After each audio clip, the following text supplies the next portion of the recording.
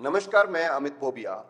मैं पिछले कुछ दिनों से इंटीग्रेटेड फार्मिंग के बहुत से मॉडलों को देख रहा हूं और मैंने बहुत सी वीडियो यूट्यूब पे देखी, बहुत सारे पॉडकास्ट देखे और कई आर्टिकल्स भी इसके पढ़े।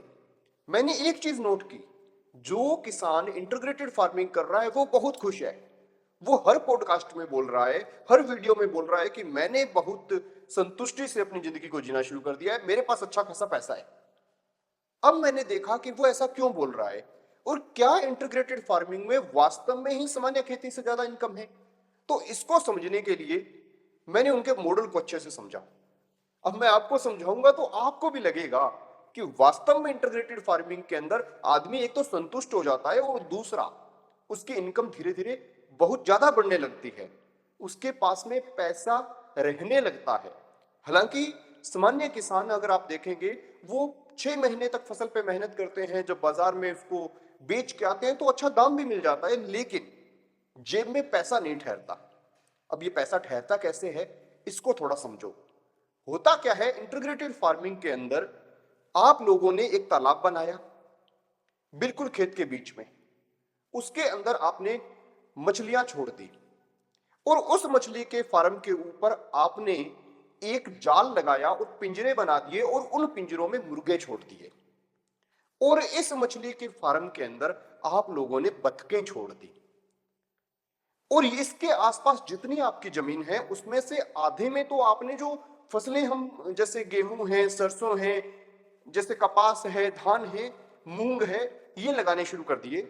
लेकिन 50% जमीन को आपने 10-15 हिस्सों में बांट लिया और उसके अंदर सीजन की जितनी भी वेजिटेबल्स है वो लगानी शुरू कर दी। अब मान लीजिए आपने 15 हिस्सों में जमीन को बांट लिया और आपके एरिया में 15 प्रकार की सब्जियां उग सकती हैं, आपने वो 15 प्रकार की सब्जियां वहां पे उगा दी। अब इस मॉडल को समझो, ये काम कैसे करता है। तालाब के अंदर मछली है, मछली को चाहिए जीने के लिए ऑक्सीजन, और खड़े पानी में ऑक्सीजन कैसे पैदा होगी, जब बतख चलेगी तो पानी हिलेगा, पानी हिलेगा तब उसके अंदर ऑक्सीजन आएगी। अब बतख और मुर्गी दोनों जो है वो बींट करेगी और उसके बींट से यानी उसकी पोटी से पानी के अंदर प्लैंकटॉन्स पैदा होंगे, उन्हें खाकर मछली जो है वो जिंदा रहेगी। इसके बाद में आप देखेंगे कि उस पानी के अंदर ये गंदगी जब गिरेगी तो इसका अमोनिया बढ़ेगा, क्योंकि बतख की पोटी हो गई, मछली की पोटी हो गई और इसके अलावा मुर्गों की पोटी हो गई। अब अमोनिया बढ़ेगा मतलब NH3 जो है वो पानी के अंदर बढ़ेगा। इस पानी को आप इस्तेमाल करोगे अपनी सब्जियों में, और जब सब्जियों में इस्तेमाल करोगे तो किसी भी प्लांट को बढ़ने के लिए, हर किसी को पता है नाइट्रोजन की सबसे ज्यादा आवश्यकता रहती है। अमोनिया जो है वही प्लांट की जिंदगी है, प्लांट के लिए सबसे बड़ा फूड जो है वो अमोनिया है। अब प्लांट नेचुरली ग्रोथ करेगा। आपके खेत में जितनी खरपतवार होगी, उसके बीज गिरे हुए होंगे, उनको कौन खाएगा, मुर्गे खाएंगे। छोटी छोटी नई नई खरपतवार जो उगेगी उसको कौन खाएगा, मुर्गे खाएंगे। तो इससे आपके खेत में खरपतवार एकदम समाप्त हो जाएगी। खरपतवार के लिए आपको किसी भी प्रकार की स्प्रे नहीं करनी पड़ेगी। तालाब के अंदर आपके पास पानी है, इसका मतलब यह है कि आपके यहाँ खेत में कई बार हम देखते हैं कि अचानक नहर आती नहीं है, पानी की बारी मिलती नहीं है, और ऐसे के अंदर हमारे खेत में पौधे जो हैं वो पानी ना होने के कारण भी सूखने लगते हैं। अगर हमारे पास स्टोरेज में पानी है तो हम उसका इस्तेमाल इन पौधों को बचाने में भी कर सकते हैं। दूसरी बात, खरपतवार नहीं होगी तो खरपतवार नाशक आपको करनी नहीं पड़ेगी और आपके खेत में जो खरपतवार नाशक के लिए पैसे लगते हैं वो लगेंगे नहीं। इसके बाद में फर्टिलाइजर को अगर देखें तो NH3 से बड़ा फर्टिलाइजर कोई है ही नहीं, क्योंकि अगर वो मिलेगा तो प्लांट नेचुरली ग्रोथ करेगा, तो आपको खाद पे भी कोई पैसा खर्च नहीं करना। अब रही बात दूसरे तरीके की कि इनकम कैसे होगी। आपने 15 प्रकार की सब्जियां लगाई, तो सब्जियों में एक खास बात होती है, हर साल किसी 5 सब्जियों का रेट हमेशा से बहुत ज्यादा रहता है। 5 सब्जियों का सामान्य रेट रहता है और 5 का गिरा हुआ रेट रहता है। हम ये मान के चलते हैं कि हमने 15 सब्जी अगर उगाई तो हमारे पास अच्छी इनकम जो है कैश पेमेंट के अंदर डेली आती रहेगी, जिससे हम अपने खेत के खर्चे निकालते रहेंगे। प्लस में मुर्गी के अंडे और बतख के अंडे हम बेचते रहेंगे। मछली का ऐसा सीन है कि आपको पता होगा कि मछली ठंड के अंदर ग्रोथ नहीं करती, गर्मी में उसे ग्रोथ करने दीजिए, क्योंकि गर्मी में डिमांड भी मछलियों की कम होती है। और ठंड का मौसम आया तो मछलियों को धीरे धीरे बेचना शुरू कर दो। एक बार में तालाब नहीं खाली करवाना। आपने 2000 मछलियां निकाल ली तो 2000 बच्चे नए डाल दो, और जो कुछ पुराने बच्चे हैं वो बढ़ते होंगे। इस तरीके से आपका एक सर्कल चलता रहेगा। अब इस पूरे सिस्टम के अंदर सबसे मोटा जो पैसा बचता है वो इस चीज का बचता है कि एक तो आप सब्जियां बेच लेते हैं, दूसरा आपका फर्टिलाइजर और खरपतवार नाशक और इन चीजों का कोई खर्चा ही नहीं होता, तीसरा कितना भी सूखा हो आप अपनी फसल को बचाने के लिए उसे थोड़ा बहुत पानी हमेशा उपलब्ध करवा सकते हैं, चौथा आपके पास डेली कैश पेमेंट आता है, तो ऐसे में आपको आड़ती से पैसे नहीं लेने होते, और आड़ती और बैंक से जब आप पैसे नहीं लेते तो आपके ऊपर ब्याज नहीं लगता, और जब ब्याज नहीं लगता तो आपकी जितनी इनकम है वो सीधी की सीधी आपकी जेब में बच जाती है।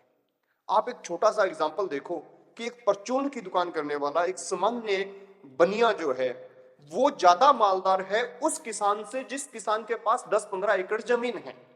अब क्यों मालदार है? क्योंकि किसान को उसका ब्याज, उसके पेस्टिसाइड, फर्टिलाइजर यही खा जाते हैं, इतने खर्चे हो जाते हैं।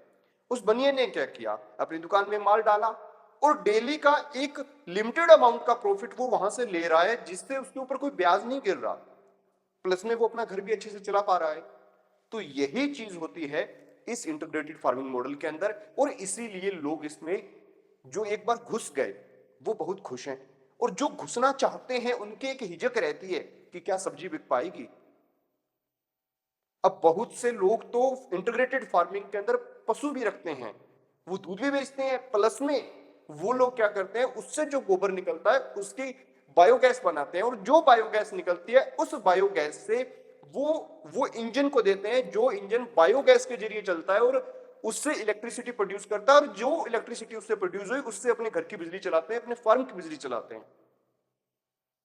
तो उनके बिल के खर्चे जो हैं वो भी नील हो जाते हैं। मध्य प्रदेश के अंदर कई किसान ऐसे देखे गए कि बायोगैस के जरिए जो गैस पैदा होती है उस पर ट्रैक्टर भी चलाते हैं, बिजली भी चलाते हैं, सब कुछ चलाते हैं। तो अगर आप इन चीजों को देखते हैं तब पता लगता है कि उनके पास एक तो कैश का फ्लो लगातार बना रहता है, दूसरा उनके खर्चे बहुत कम हो जाते हैं। इस वजह से जो ये अपना इंटीग्रेटेड फार्मिंग मॉडल है ये कामयाब है। तीसरा, इसके अंदर ऑर्गेनिक चीजें यानी ऑर्गेनिक वेजिटेबल्स, फ्रूट्स ये सब पैदा होते हैं, इस वजह से लोग इसको ज्यादा अच्छे दाम पे ले लेते हैं।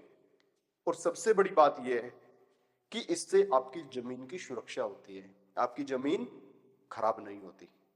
तो इसलिए इंटीग्रेटिंग फार्मिंग करने वाले लोग खुश हैं। अब इसके अंदर सबसे बड़ा ड्रॉबैक जो है वो एक है, और वो ड्रॉबैक ये है कि जो लोग इंटीग्रेटेड फार्मिंग करते हैं उनको प्रॉब्लम ये आती है कि उन्हें 24 घंटे खेती के अंदर ध्यान लगा के रखना पड़ता है, क्योंकि डेली दूध निकालना है, डेली अंडों की कलेक्शन करनी है, डेली वेजिटेबल की कलेक्शन करनी है, डेली फीड डिस्ट्रीब्यूट करना है, और डेली पानी के मैनेजमेंट को देखना है। और जो खेती हम सामान्य लोग करते हैं उसमें ठीक है, आज गेहूं बो दी, 10 दिन बाद पानी लगा दिया, 15 दिन बाद 4 स्प्रे कर दी, खाद डाल दी, और 6 महीने बाद बेच ली। अपनी वाली खेती थोड़ी ऐसी होती है। खैर, ये वीडियो आपको कैसी लगी कमेंट सेक्शन में जरूर बताना, और देखते रहिए एबीसी इंडिया।